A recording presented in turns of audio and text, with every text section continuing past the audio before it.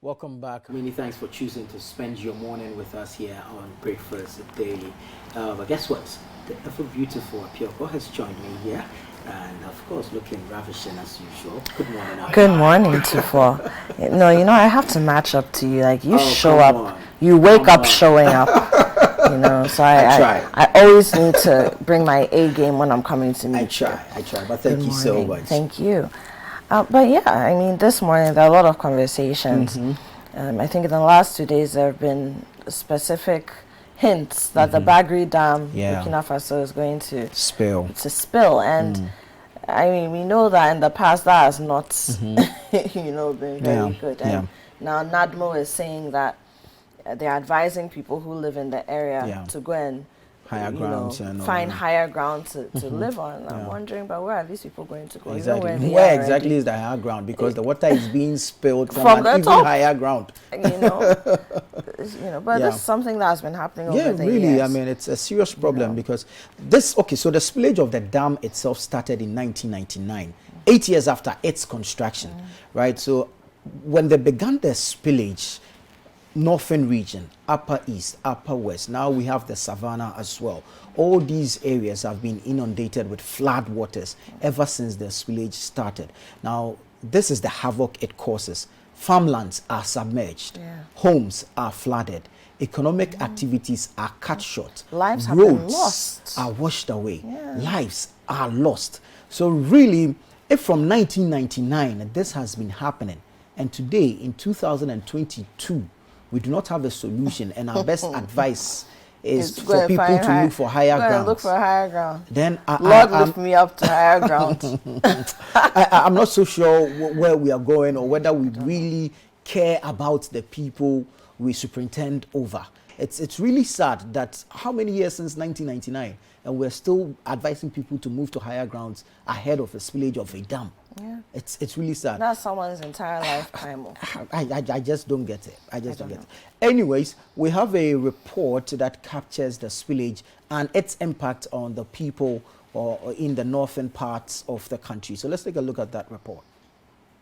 Last year, several communities in the North Gonja district of the Savannah region along the White Volta were flooded following the spillage of the Bagre Dam in Burkina Faso, coupled with torrential rains. The flood destroyed properties as well as farms and displaced thousands of people. Roads were cut off, causing the Ghana Armed Forces to deploy personnel and equipment to assist commuters. This year, the National Disaster Management Organization officials in the region say the situation could get worse. Mohamed Toher, the Savannah Regional Director of the organization, is urging people living along the White Volta to move to higher grounds. He made the call after a monitoring visit to the North Gonja district, where the White Volta passes through. The reports that we are getting is like the water is rising higher than last year. Like today as we speak, if you pick the records, last year, today's date, the water had risen more than this year. Today's date, the water had risen more than last year. So if the rain continues like that, at least by the close of this month, there is likely to be spillage of the Bagre Dam. And if that is done, I think our conditions will not be the same as it was last year. So our caution is that all those living along the White Volta should move to the higher grounds. I think that will be the only solution that we have for those closer to the White Volta. Last year, that part of the road which links the North Gonja district to the rest of the country was cut off by flood waters. Though authorities have mounted a sign announcing the road had been closed, commuters are forced to use it because there is no alternative. Drivers and commuters on the Busunu-Daboya road are calling on the government to construct the part of the road which currently is almost cut off. Some commuters spoke to Citi News. Because of the way the passengers are suffering, so we are pleasing government to come and then help us and do the road for us because we are suffering here. So when it's like that, how does it affect your business? And the business, as at now, people are no more passing here. People, they want to do business in Taboya there. They don't have any road to go there and do the business. So that's why we are forcing our cars. We are entering the water self. Your car may get a problem. But by when the passengers come, you just confused. You can't say you will not send them. That's why we are forcing ourselves. Anytime the water was coming like this, all the business are break. You don't have anywhere to go again. The business people cannot go anywhere. Even some of the teachers, how to cross the villages for the teaching, there is a program for them. And the business itself, if you have something to buy at Tamale or Kumasi side, how to cross the road, the river, it's a program for us. And if only apart from this road was helping us, and if this road also cut it will affect us again. Our business will go down, and we can't go to the bank again, and we don't have bank to the buyer. Actually, the same thing happened last year. They came and then fetch gravel and then on the road. We were thinking that after that they will work on it. Even we've been passing. This is our road. We have been passing every day in and out. So we thought that they could have fixed it, not waiting for this time to come and then they will come and do something again. So we are pleading for the government to come and then fix the road for us. The Savannah Regional Director of NATMO says they will present a comprehensive report on the state of the road to the necessary authorities.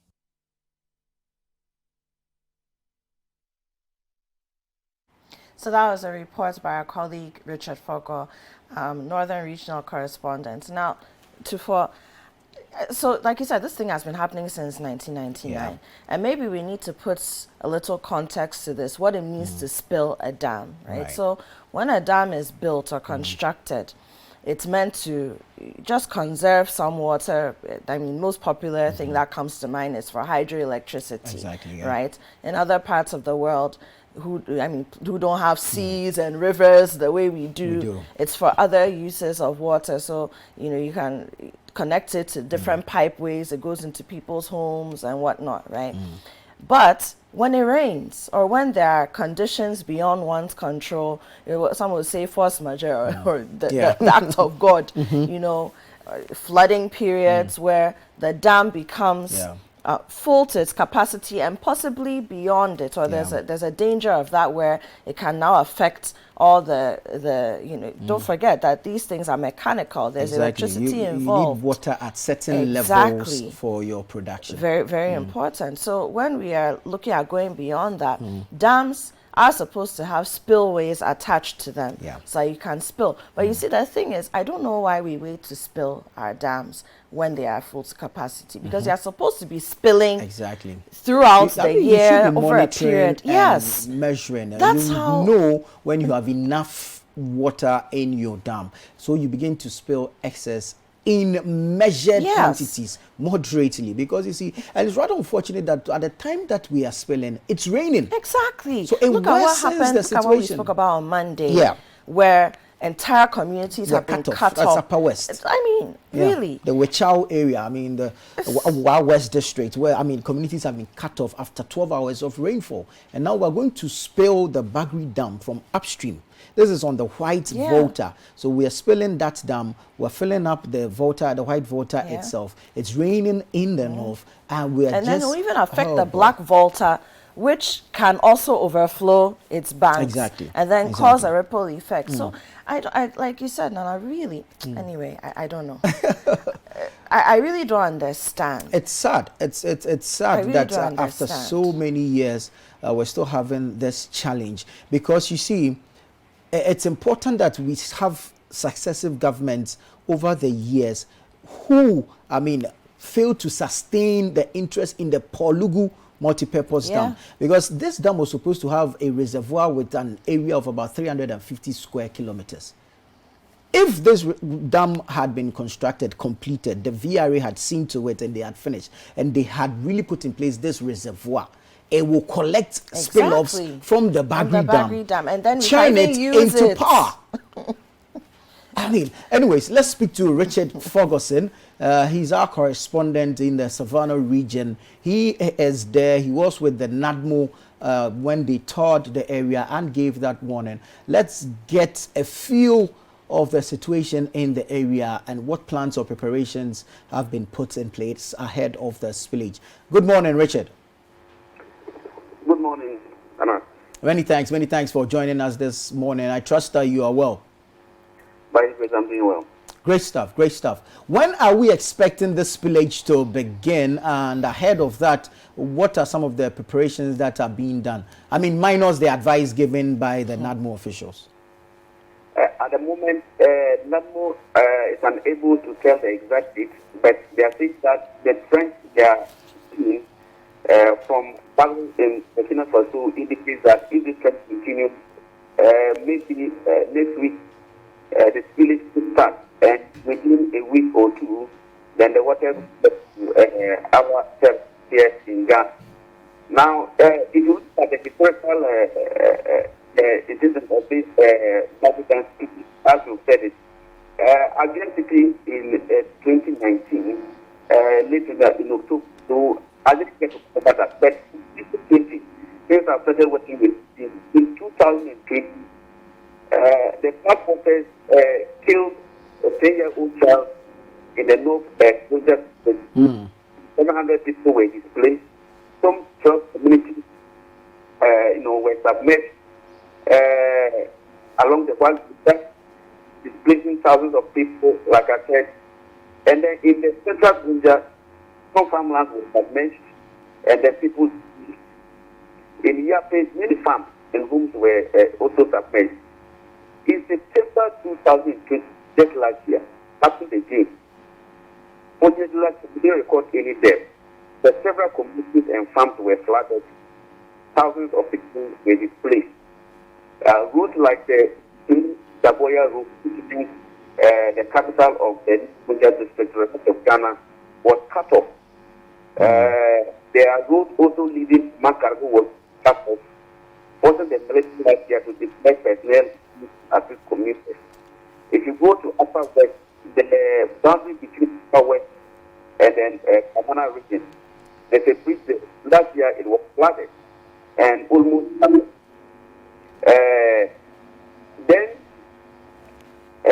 this year it has started. They have not closed them.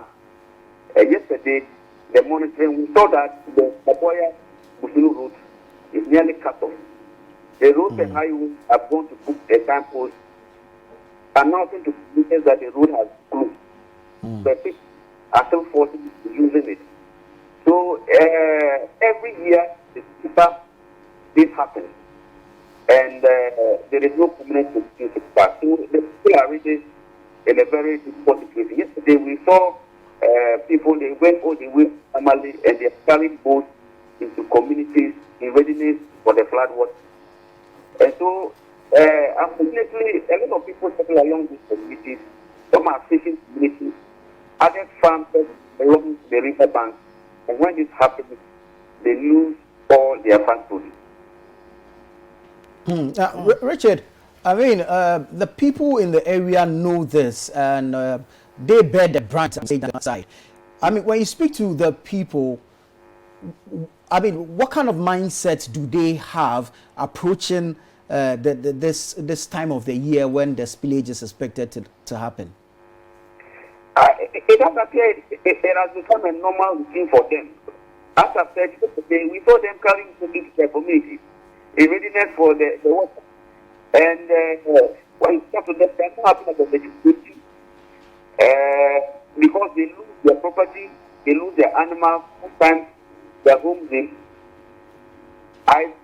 want to understand why every year they continue to farm, especially along the river bank, because that happens every year.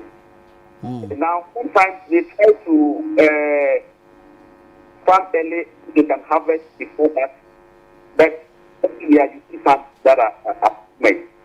I don't know why they keep staying there, whether it is that they don't have any place to go. Some assistance to relocate, but also their livelihood is dependent on the river. So if they don't locate, then what happens to them? So it's really a difficult situation, and I mean, it's sad when you go and see how people, suffer when it happens. Right, but it's difficult to understand why they know this will happen, but still they go ahead and farm along the banks of the river. Yeah, that is the difficulty, and so it means that nothing has to do more in terms of educating them. Sometimes force that they have to apply, but then if that time we apply for to relocate them, then that means homes must be provided for them wherever government decides that they should go. And also their livelihood, those who fish, those who farm along the river bank, can they get other places to farm? Getting land. Most of these people are not native, they are settlers. So taking them into other communities means that land will have to our side for them to be able to do their farming and also carry on with their livelihood. So it's a very difficult situation, and then a lot of money is needed for them to get. Can government afford to do that? If government is able to do that, that would be a business solution. Also, the roads, if you go to North Gonja in particular, the white parties through there, and so most of their roads goes across the white border. And there is no bridge at all on the white border. Every government, as far as the collective the regime, have promised to construct a bridge across the white border for the school of Saboya. It has not been done. Last 2 weeks ago, the president was in Saboya. He mentioned that it has been on track. But the people don't believe it because this has been said over and over again. That would be one major solution. There are other small cities that are not able to contain the water. The other major solution is to construct bigger bridges that can contain the water when these bridges are there. I need to put in the road so that people can move in. When this happens, disease comes, and even the government health service, health personnel able to access these communities becomes very difficult and mostly inaccessible. So those bridges have to be expanded to contain the water if we want to get a permanent solution to the problem. All right. Now, Richard, stay on for us. Let's speak to the DCE for North Gonja. Here is Adam Iliasu Bawa. Good morning, sir. Hello, Mr. Bawa. Hello, good morning, sir. Okay, we're still working the lines to get through to the DCE for North Gonja, Adam Iliasu Bawa. Hello. Hello, good morning, sir. Yeah, good morning, my brother. I hope you're well. Hello? Hello? Yeah, I'm there. Yeah, I'm asking if you're well. Yeah, I'm good. I'm good. Great. Thank you for joining us this morning. We know you're a busy man, so we won't take much of your time. But let's find out, ahead of the spillage of the Bagre Dam, I mean, we know the impact, the havoc it will wreak on our people. What kind of engagements have you had with your people? And of course, what preparations or what plans have you put in place to mitigate the impact thereof? Thank you very much. Good morning to your viewers and the entire Ghanaian people. Preparations toward the spillage of the Bagre Dam, it has become a routine thing that we go through every year. What we do is that we educate our people, those who cannot but farm along the river banks. They should farm early so that they'll be able to harvest their farm produce before the spillage of the dam. Yes, this is what we have been doing almost every year. We educate our people. They should be cautious. The water will still come as it comes every year. So in readiness for the spillage of the dam, those who have their farm produce along the white volta and they are matured enough for harvest, they should hasten up in harvesting them. Yes. Now we know that when the spillage does occur, some roads are washed away, farmlands are submerged. We've even heard reports of crocodiles invading the homes of some people and devouring their livestock. Now, I mean, you've spoken about the farming bit. Let's look at the roads. Do we have any other alternatives for the people should indeed the usual roads be washed away? Last year, I think the Daboya Bush New Road was cut off. Immediately, within 3-4 days, we got the Ghana Highways Authority to bring the contractor back to that very spot to do some emergency works on it. This year, the water, we have seen signs that that same portion might be affected this year again. 2 days ago, when I saw the signs, I spoke with the regional engineer for the Ghana Highways Authority to see how. Yesterday he was there with his team. I even spoke with the contractor, Logistics Support Limited. I spoke with him. He said he's waiting on the instruction of the highways, so I'll come there and see what they can do to ensure that the road is not cut off completely this year. Yes, and then if you go to the Mankairo, the Boya Mankairo Road, some portions of it, that one, was it 3 days ago or so, was cut off. We got the contractor back on site to do so. As we speak, the contractor has said they are doing some emergency works there to ensure that our people are not cut off from the Mankairo side. Now, right, this has been happening since what time immemorial? I mean, since 1999. Are we saying that we do not have a solution for flood or the water spilled from the Bagre Dam? Because, I mean, we're losing lives, we're losing property, we're losing our economic sustainability to the spillage every single year. Are we saying that we have not found a solution to this problem? This point that you have brought this one goes beyond North Gonja district.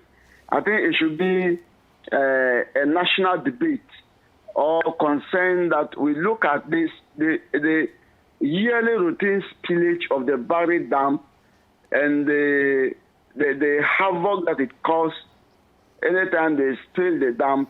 That one should be, I think it's a national issue that we need to engage ourselves as a nation and look at it, how we can harvest this water and make good use of it. Because in reality, water is supposed to be a resource. Exactly. It's not the case.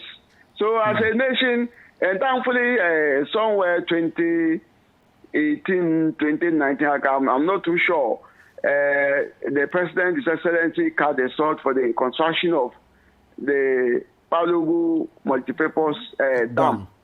Yes, I think that dam, when completed, will do a lot of good in terms of this spillage, because that dam will collect some of this water for the purposes for which the dam is constructed. So as a nation, we need to engage ourselves very well so that the water bodies that are supposed to be resources do not turn into a curse for us. So that one this particular issue that you brought up goes beyond North Gonja. So as a nation, we need to look at it. Yeah, but as DC for North Gonja, clearly you are concerned about this. So, I mean, to what extent are you pushing this agenda at the national level? Well, that is why I made reference to the construction of the Bagre Dam. It's one of the measures that I already told you that if the dam is completed, the dam will do a lot of good in terms of preventing some of this havoc that the spillage of the Bagre Dam used to cause every year. So I think that for North Gonja district, what we do is to educate our people, because it is not that easy as we see it to just tell people to relocate from where they are, and they can just easily relocate. The relocation of the people amounts to building complete structures far away from the white volta in the first place, which is not easy.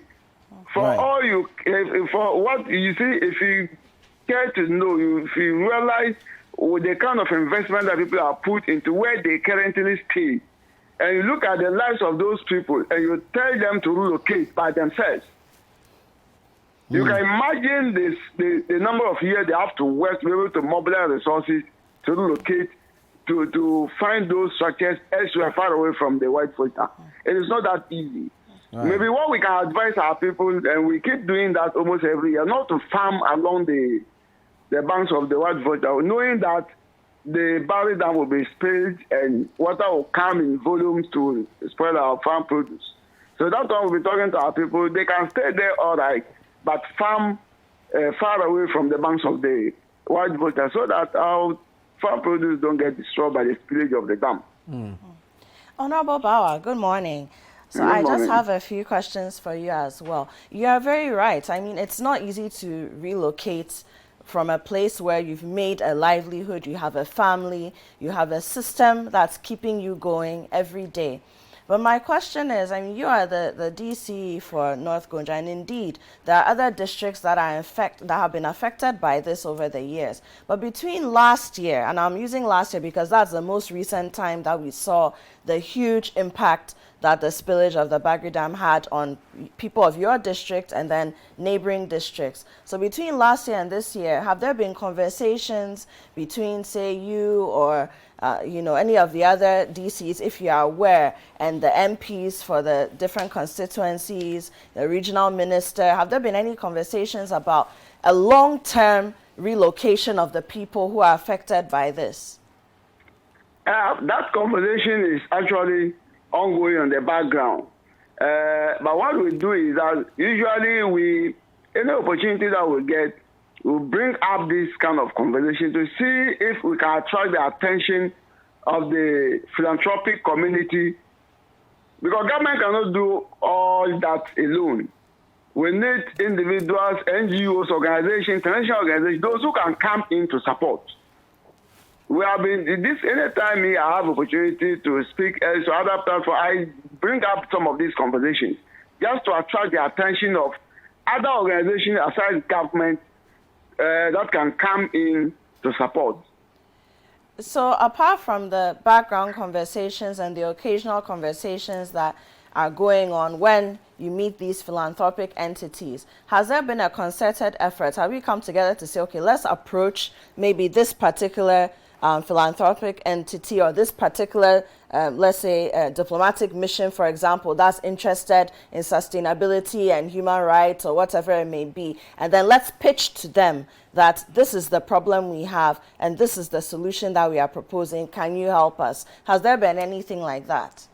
Well, we had this conversation. I had this conversation with some NADMO officials. In fact, I brought up that conversation, and some of these suggestions came up. So the idea was that we route it through NADMO. The NADMO officials will route it to the national office, and we look at how we get a complete framework and which organizations do we identify and approach for this. And because the spill of the Bagre Dam is a national issue, it's not North Gonja alone. It's not, if you look at all the districts along the White and the Black Volta, if you look especially the White Volta, we go through this almost every year. And then, like I told you earlier, it's a national matter. So as a nation, we need to bring it up strongly to attract the attention of the international community, philanthropic organizations, even the government. We need a deliberate policy as a nation to deal with this matter. So it's not about if North Gonja, whether it doesn't matter the number of times we discuss this or whatever we do. That matter is far beyond the ability of this one district. All right. And that's why I started my presentation by saying that as a nation, we need a deliberate policy as how to deal with this matter so that we harvest this water and use it as a resource. All right. Thank you very much, Honorable Adam Liasu Bawa, DCE for North Gonja. We're very grateful for your time this morning. Thank you. Grateful.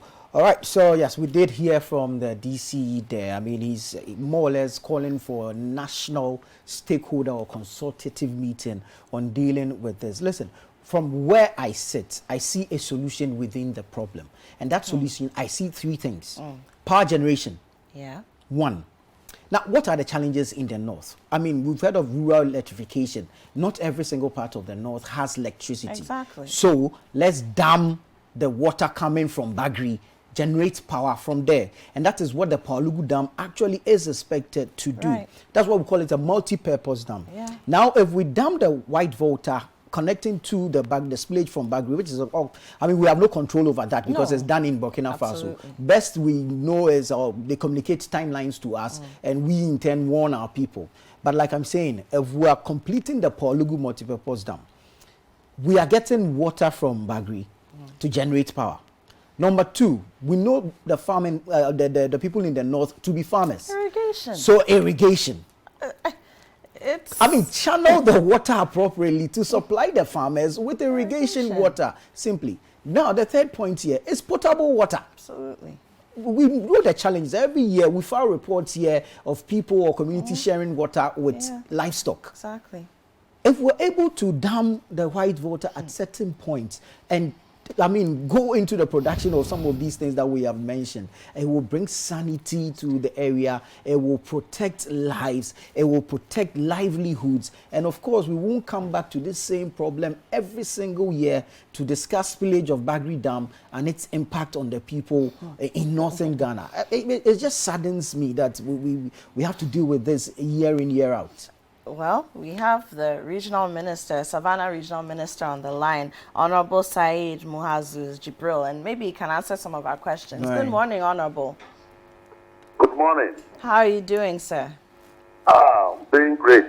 Wonderful. The Savannah region is doing very, very well. We're glad to hear that, sir.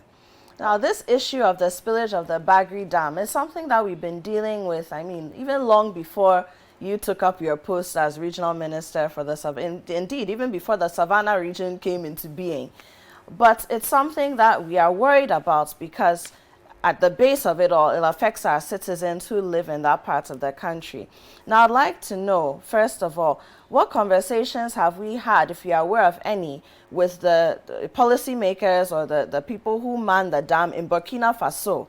Because we don't have control over the spillage, but they do. Have we had any conversations with them about mitigating the effects by maybe spilling in smaller sections over time or anything of the sort? Thank you very much, and thank you so much for giving me this opportunity. First of all, let me say that this Bagre Dam village has been on for quite some time now. Governments come and go. New governments made a lot of efforts to speak to the Burkinabe authorities on the spillage of this dam. So the present government have also taken it up to make sure that we are able to control the spillage of the dam. Particularly, those of us who are feeling it are the Northeast region and the Savannah region. These are the two regions that any time this spillage is done, it affects us directly. Particularly this season when we are into farming. All the farmlands are flooded, people's homes, and even up to the point that last year you realize that the cattle rearers lost a lot of cattle in those two regions. Yes. And so we have made this clear to the center to make sure that the Burkinabe authorities will at least control the spillage of the water. But as it is now, the water has risen up to 96% of the dam capacity. And that we cannot do anything other than put up preventive measures to make sure that when this village is done, our people do not face the consequences they usually face. So we have started the education very early. Yesterday, when the president came to the Savannah region last week, he recommended that the Minister of Roads and Highways should make sure that they go into those areas, particularly the Savannah region, where some of the bridges are being constructed, to make sure that they complete them quickly to allow the free flow of the water anytime this Bagre Dam is spilled. But fortunately, yesterday, the Highways Authority and the Department of Urban Roads and Feeder Roads were all in that area to at least inspect the bridges that are works that are ongoing in the region. So I think what we are doing right now is to educate and also to make sure that NADMO is on top of the issues. Yesterday, we have to make sure that the NADMO officer for the Savannah region goes with the press to at least look at what is actually happening to advise us as to what to do next.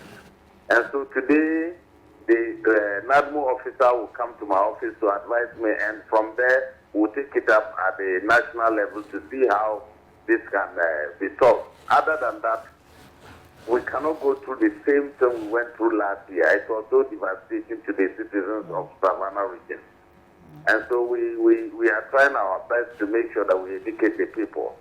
But as to whether in our own way, we have sister city connection with Burkina Faso. Last year we had a conference in the Savannah region because some of our residents believe they are from the Burkina Faso. So we were able to talk to government officials who were there for the conference as to how this spillage is actually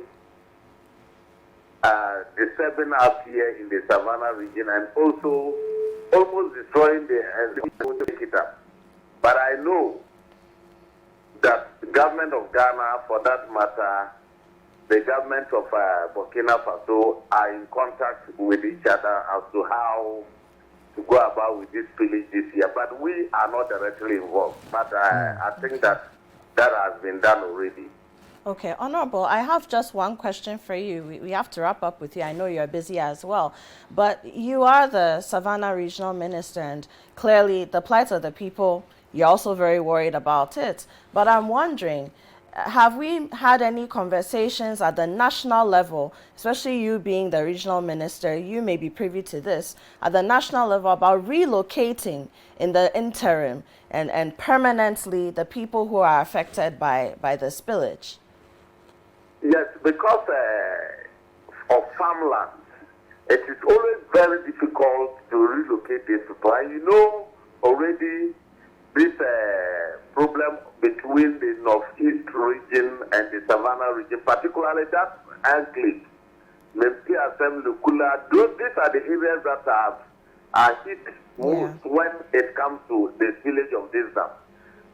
So the residents of those communities are not ready to relocate because there's not enough land for them to relocate and be doing the apartment. So it is really, really difficult. They always want to resist it. And so it has to do with availability of land. Right. And they wouldn't want to move to areas where there is enough land and they will feel not protected because they would think that they are not residents of that area, and therefore chiefs and even the inhabitants of that particular area will start extorting them.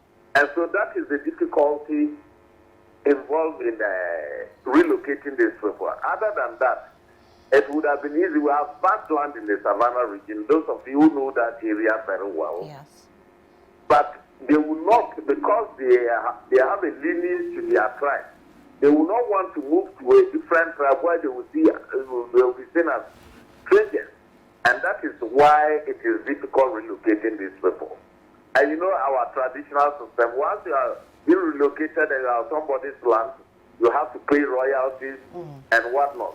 And when they resist the payment of royalties, that brings about these wars that we have in those particular areas. Of course. And so this is why it is really, really difficult to relocate these people on this waterways that anytime you spill, you have this devastation all over the place. Honorable, thank you so much for speaking to us, and hopefully we can find a lasting solution to this sooner than later. So we've been speaking to the Honorable Minister for the Savannah region of Ghana, Said Muhazu Jibril. And we'll go for a break, and when we come back, we continue our conversations with some other members of the communities that are being affected and have been affected over the years of the spillage of the Bagre Dam in Burkina Faso. We'll be right back. Welcome back. This is still Breakfast Daily right here on Citi TV. And of course, the show is interactive. Send us a WhatsApp message 0550-585-832. And especially if you're experiencing something in the parts of Ghana in which you live and you want us to talk about it, bring it to the attention of the right authorities, do send us a message as well, 0550-585-832. And if you're texting us from outside of Ghana, use the country code +233. Of course, use the hashtag Breakfast Daily as well across all social media platforms, and we will find you and hear and see what you have to say. Now it's time to speak to our correspondent, Latif Mahama. He's our Upper West Regional Correspondent for Citi News. We'd like to take his perspective on what people in his region are experiencing, have experienced in the past, and what the sentiments are like concerning this spillage of the Bagre Dam in Burkina Faso that we've been talking about. So, Latif, good morning. Good morning, Apiako. How are you, my brother? I'm doing well. Good. So, I mean, we've spoken to people from the Savannah region, from the Northeast region. I mean, we've been around, and now we've come to you. Are people worried, and are they even aware about the fact that the Bagre Dam is going to be spilled in just a few days or so? Well, in terms of awareness, I must say that people are not yet aware that the Bagre Dam is due to be spilled. But when we want to talk about devastation, a lot of people in the Upper West region over the years have been affected anytime the Bagre Dam is spilled. If you look at what is happening in the Upper West region, farmers who are along the White Volta and those along the Nadoli, Grappa, Laura, who are also around the Black Volta, are the worst affected anytime the Bagre Dam spillage occurs.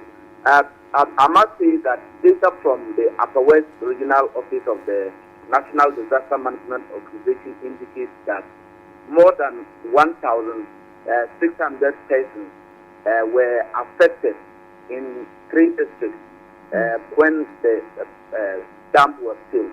And these districts include the Lora district, the Grappa district, and the Nadoli Khalil district. And if you also look at the same data, almost the same number of farmers in the White East district were affected.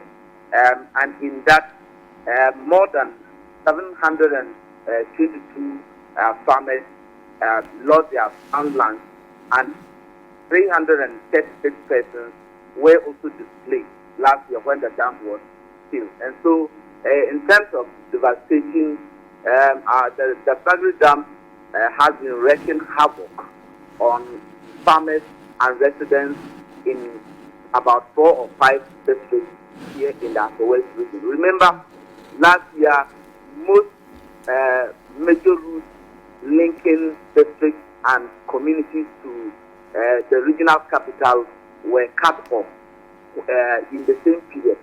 And this is because anytime the Bagre Dam spillage occurs, it coincides with a period where we have high rainfall patterns in the Upper West region, and that is August. As we speak, majority of roads in the Upper West region are experiencing their worst storm, and so the spillage of the Bagre Dam, as we are told, is due to the spilled. It's going to wreak havoc, and the worst form of it is that majority of people in this region are not aware that the dam is going to be spilled. If you go to the White East areas, where you have the White Volta passing through, a lot of the farmers are in the hinterland. They don't even have access to telecommunication to have access to information in terms of internet and stuff. Yeah. Talk about the same in most parts of the Nadoli, Grappa, and the Lora district. And so information is very key, which comes in handy, especially at this time of the farming season. So in the Upper West region, when we want to talk about what farmers are expecting. A lot of them are yet to get information on the spillage of the dam. Okay. So Latif, in times past, what have been the channels, or how have we communicated to the people, if at all, that something like this is about to happen? Or is it just that when it happens, and then we have to deal with the aftermath of it? Well, most farmers in the Upper West region rely on radio information. Unfortunately, you have the Wa East district, the entire district, there's no single radio station there. Telecommunication access is a challenge. Fortunately, you have a radio station in Nandom, you have one in Laura, you have one in Naduli. What happens is that usually when it gets to this period, NADMO officials are deployed to the affected districts to tighten or go about with the message that the bank is due to be spilled. But remember, if you go to Wahabu, that is along the Kajipiri Wahabu route, that is such of the route where you have farmers even traveling from other districts to go and farm because of special land. There's no telecommunication there. Radio access is a bit of a challenge. So most people are relying on what NADMO officials will come around to tell them, because they don't have access to internet, they have no access to radio stations. And so, as we all know, the challenges confronting NADMO and all other government institutions puts it a bit of a challenge to get access to most farmers. So they are just waiting, and knowing that this is a ritual or an annual occurrence, they are just waiting to see the impact. But even before the dam is filled, we are already having worse forms of floods happening. And so the spillage of the Bagre Dam, I must assure you, is coming to add up to the already devastating situation here in the Upper West region. Remember, in the Wa West district, for instance, we have a lot of roads that have been washed off. If you go to the Tosala East, the story is not different.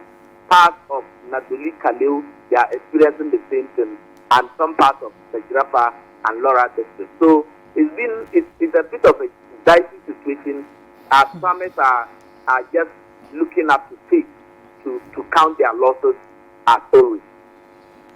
Wow. Latif, thank you. I mean, we'll be following up on the conversation. I honestly don't know what to say, but I just hope that the devastation that we've seen in the past, we don't see those levels this year. I think that for this moment, that's what I can say, really. But thank you. We'll be in touch with you to see how things unfold. We're keeping hope alive. I mean, that's the best we can do now. Because, I mean, there's the danger of witnessing even higher levels of devastation. Because, you see, what's going to happen now is the spillage is not only from the Bagre Dam. There's also the Kompianga Dam, also in Burkina, that will be spilled as well. Now it is raining in the Upper West region. Already the Black Water itself is swollen. Exactly. And Black Water runs through a number of districts in the region. So if these two dams are to spill, then clearly, I mean, the West is going to happen. Unless, of course, we're able to put in some immediate measures. And you mentioned earlier that last year, we read reports of crocodiles leaving the waters. Like, this is how powerful this spillage is, that it shakes the currents of the water bodies. You know, so crocodiles leaving the waters to go and invade people's homes and then eat their livestock and harm people. You know, because they too are now pushed out of their natural habitats and they need to eat. You know, so it's a myriad of problems, and you've seen rice farms being washed away, crops that had been planted, sometimes just 2 weeks, 3 weeks to harvest time, washed away. Even here, I mean, granite farmers are harvesting. Yes, harvesting now, and there's no sunlight. Exactly. So where are they going to dry the groundnuts? It's a huge problem. Huge problem. Anyways, let's go on the phone lines and speak to the DCE for Wa West, Dr. Eura Suleiman Akandia Mahama. Good morning, Doc. Good morning. Many thanks for joining us. Just spare us a few minutes of your time and let's go through this situation of the impact of the spillage of the Bagre Dam, of course, on your area, the communities in your area. But before we go into the spillage, it's raining there. Have you been able to do an assessment of the impact of the rains so far? Thank you, my brother. If I can hear you say DC for Y West, is this DC for Y East? Y East. Y East. Forgive me. East, Forgive me. Yes, East. Apologies. East. Yeah, it's okay. Thank you so much for the opportunity. I think this is almost like a ritual around this period, where if we have heavy rains and then the Bagre Dam is open, we people of Y East, most of us are farming along the Wahabu River. That is the downstream, is one of the downstream of the Bagre Dam. Especially communities like Du, Fonsi, Yala, Kulung, Yayombe, Palepong, Holomuni, Abudiri, Palwago, Jabaga, and then it goes on into the Upper East. So mostly this time we try to see how we can sensitize our people about some of these things. But all things be the same. What happened is that this season, of course, it's a season that normally you can't, the crops are yet to be harvested or they are even yet to be matured. So we have to at times just let them know that it is better to stay away from the river banks. But at times, the water that will come, the volumes of it, will even treat people wherever they are, even into homes. So, but it has been a problem. But me, I ever work as a NADMO coordinator for the district, and that has been a problem for our district here. We put all mechanisms in place, but yet at times the volumes of water will even actually take you by surprise and then destroy farms, go into houses and all that. So for now, we are actually watching things and then sensitizing our people to see how we can contain the volumes if the Bagre Dam is actually spill out. But for people who I mean, this is where they have lived and made a livelihood. This is where they know. And so clearly there will be some people who will be adamant about relocating. Are there any other measures to help mitigate the impact of the spillage on such persons? What normally happens is that they normally give some warning signs, like they draw people's attention if they want to open it. They write to us as people to prepare. But at times, well, yes, you will get this information, prepare, but the volumes will not even respect your measures that you are putting in place. So for now, we are just being on alert and waiting to see how we can contain the water. All right, we'll leave it here, but of course, we'll be coming to you for more information as and when the dam is spilled, and of course what measures are being put in place to help alleviate or ameliorate the impact on the people in your area. But thank you so much, Dr. Suleimana Mahama, DC for Y East. Well, we're grateful for your time. So, I mean, the conversation spans a number of angles. I mean, the impact on the livelihoods of the people in these areas. We're talking about almost all the regions in the northern part of the country, and it affects each region differently. And that's also our food basket. Exactly. So, apart from the direct impact on the people and their livelihood, it affects us economically downstream. And we should be very worried about it. You see, and I mean, well, it's a national conversation that we need to have. This Pralugu Dam concern, we need to bring it back, really talk about it, really dig into the reason why it has not been done. But we also need to understand that when we talk about finding solutions to our problems, we need to consider some of the cultural elements that surround the way we live. Right.